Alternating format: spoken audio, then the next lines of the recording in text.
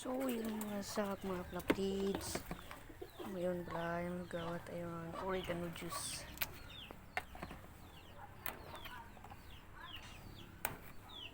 Harvest muna tayo ng leaves.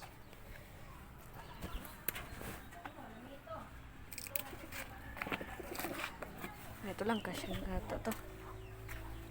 Bago natin gawin, hugasan muna natin.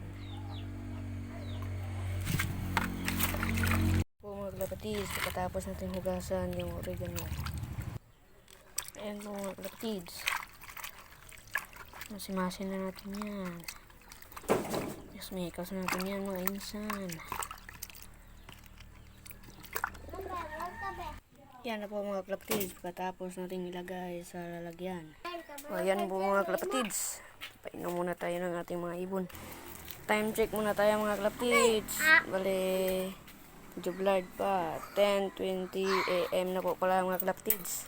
So yan na po mga kalapatids. Lalagyan na po natin yung painuman nila.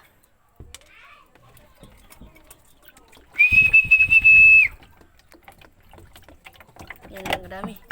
Yan, ito yung anak na puti nung una, yung nagigisa. Ayan po yung dagit natin. Ito yung blue bar nating matapang. At saka ito, kasi nag-iisa na lang ito kasi yung sawa nito nasagasaan po ng sasakyan. Kakalungkot talaga. Ito po mga kalapatids. Ayan na po siya. Ayan.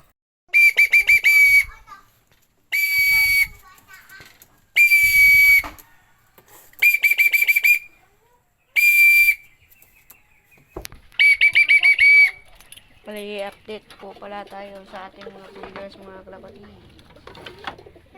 Ito po yung mga breeders natin mga kalapatids. Ayan, malalaki na po yung mga anak inakay nila. Ayan, tsaka dito ay malaki na din. Ayan po mga kalapatids. Ayan mga kalapatids.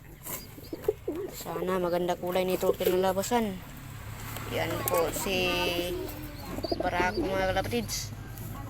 Saka dito rin si Puti. Si Puti at si Mukang.